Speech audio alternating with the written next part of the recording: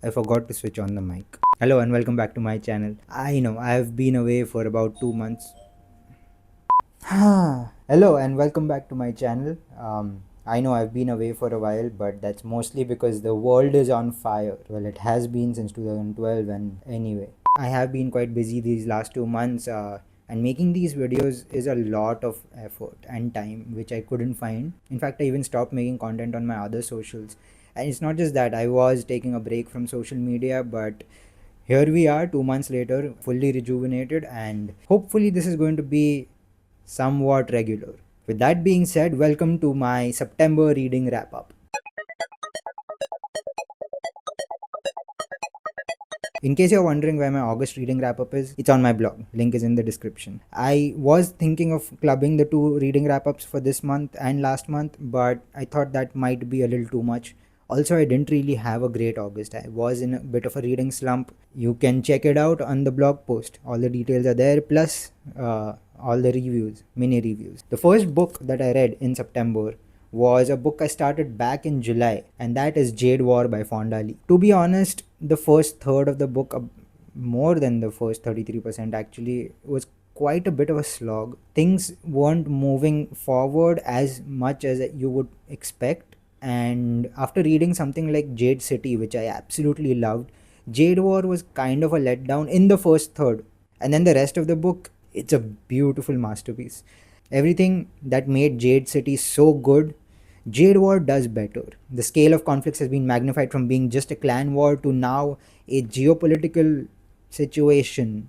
There's a literal war happening, proxy wars, there's an entire expatriate community. The Greenbone Saga world itself feels so much more realized than what it was in Jade City. And Jade City itself was so perfect. So I don't have the words to explain how impressed I am with this. And this is just book 2. Book 3 is supposed to be better than this. Everything from the character work to the world building to just how beautifully complex this one book is has me all pumped up for book 3, because how do you take a masterpiece, then outdo yourself once and then outdo yourself a second time? I really am intrigued to see. I originally gave Jade War 4 out of 5 stars because I was really disappointed with the first third, like I mentioned.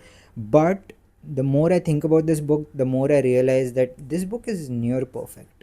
And anything below 5 stars, it does not do justice to how I feel about this book. Well, that being said, September was off to a great start. If you want to read my full detailed review, which is I think the second longest review I've ever written, it's available on sffinsiders.com. Link is in the description. The second book that I read was an ARC from NetGalley called The Luminous, Fairies, and Mothra. I don't want to butcher the pronunciations. I'm sorry if I do. This book is written by 3 separate authors: Shin'ichiro Nakamura, Takehiko Fukunaga, and Yoshie Hotta, and translated by Jeffrey Angles. Why are there 3 separate authors, you might ask? This book was written in a round robin format. Shin'ichiro Nakamura wrote the first part, Takehiko Fukunaga wrote the second part, and Yoshie Hotta wrote the last part of the book. Each wrote one part without knowing where it's going, and they somehow managed to write one of the most iconic kaiju stories ever. That being said, the book is not really a novella. It should count more as a novelette because it was barely 40 pages or so, and if you check out the listing, it says 120 pages, and that's because Jeffrey Angles' translator note is twice the size of the actual story. There is so much of political, social, and cultural context to the inception of Mothra and this film and this book that you needed an academic essay to explain. And honestly, if you are not into history, politics, or anything academic, you might not enjoy the translator's note, and I would suggest you skip it. The story itself is interesting. I haven't watched the original film, for this is my only context to Mothra's origins, and I liked it.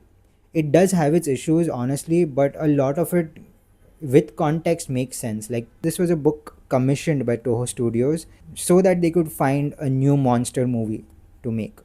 So essentially, this book serves as one, a template for the movie, two, a marketing slash advertising gimmick to build hype for the movie, and it worked. I mean, Mothra is one of the most iconic kaijus ever, right? And this is the first ever appearance of Mothra. For example, part 3 of the novella is very rushed. But then you realize that they didn't bother to develop it too much because the studio wasn't going to take their ideas anyway, because part 3 is essentially the climax and the finale, and that was wholly dependent on what kind of action sequences and spectacles that the studio wanted to make, right? Purely on its own, it's an okay story. It's written in the 1960s, so it does have its era appropriate issues.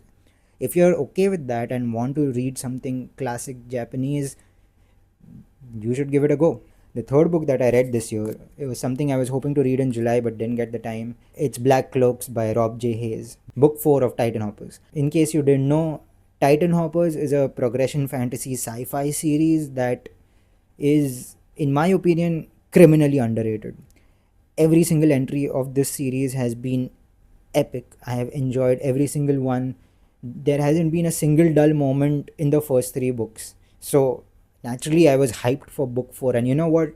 Book 4 somehow outdoes its predecessors. Everything you know about Titan Hoppers changes with this installment. There has been this air of mystery and intrigue around the world itself of Titan Hoppers, and Black Cloak starts giving us answers that we have been asking since book 1. I didn't expect Rob to just throw us into the middle of everything, giving us emotional catharsis, giving us long sought after answers, all while telling a story that is equal parts gripping, endearing, and heartbreaking.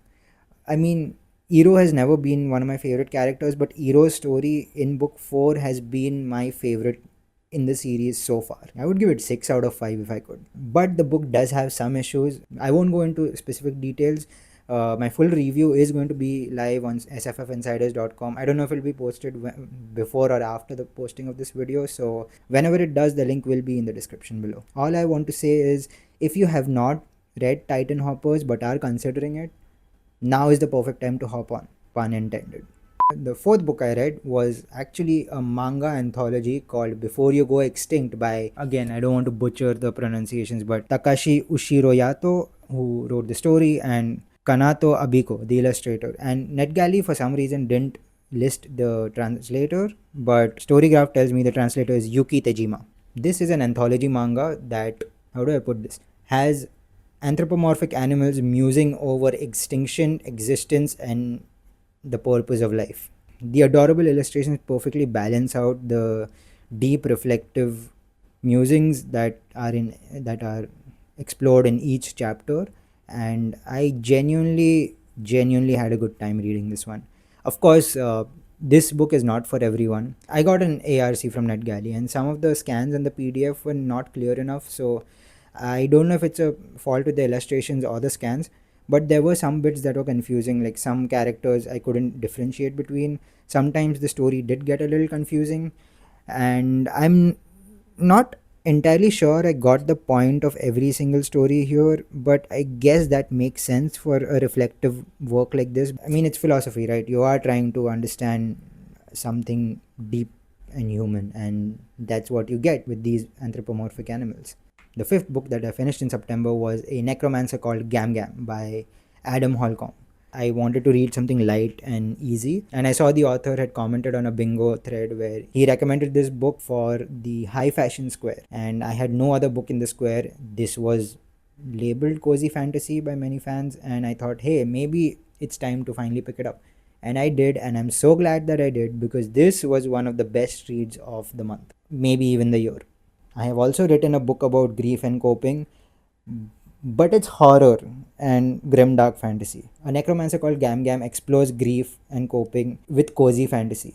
A Necromancer called Gam Gam is like a warm hug. I'm not joking. Like, the prose is beautifully written. It almost reminded me of Terry Pratchett, and I think that's one of the biggest compliments that I can give an author. The world is nothing unique. The story is pretty simple, but that's kind of the point with cozy fantasy, right? Like, you have these familiar elements so that you can explore other themes. In this case, grief and coping.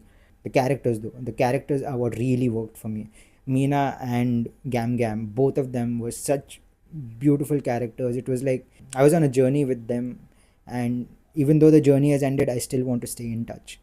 That last part, and I'm not talking just about the climax but also the denouement that follows, is so well done. That emotional catharsis you get for both of these characters in their individual story arcs, it was really something special, and I cannot recommend this book enough.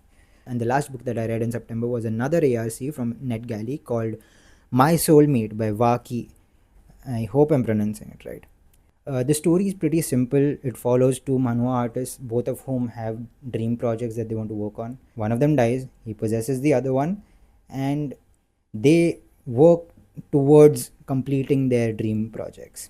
This is a slice of life paranormal story that is somewhat semi autobiographical for the writer and artist. Oh yeah, Waki is not just written the story; he's also illustrated the manhwa, which is quite impressive.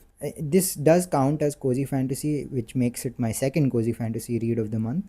And the story resonated with me because I'm a writer myself and I love comic books. So this had everything that I would love. However, I will say this, the story is a bit esoteric, so I'm sure artists out there will love this, but people who are not artists might not really see the magic. There's not much that I have to say for this one because the story or the characters don't really have much to offer. Where the book really shines is highlighting the passion of creating art, the same passion that actually inspires artists to really attempt their dream work. And I think on that front, Waki's done a really good job. And that's about it. After this, I picked up the next installment in a series that is not cozy fantasy, but is very comforting to me. And that is JCM Burns' Hybrid Helix. Rohan is one of my favorite protagonists of all time, period. He is a gem. This series is fantastic, and I'm about halfway through Blood Reunion right now. And book 3 is a significant upgrade to books 1 and 2, and I absolutely loved the first two books, so you can imagine how much I'm enjoying this one. I will be finishing this book sometime this week. If you haven't read the Hybrid Helix yet, you really are missing out on one of the best superhero stories out there. And that's about it. I forgot to mention I'm also halfway through the Brothers Karamazov, but I didn't read a single page in September. I'm kind of taking a break from that one because Dostoevsky novels are always heavy and I want to be in the right headspace to be able to appreciate a book like that. So, yeah, I do intend to finish it before the year ends, so let's see how it goes. I have written more detailed reviews for all of the books that I mentioned in this video. They will be linked in the description below. And what else? It's been a while since I did this, so I hope you like this video. I hope I am more regular on this channel, and well, I hope you have a good day. If you like what I'm doing here, like this video, share it with your friends, and subscribe to the channel for more. Until next time.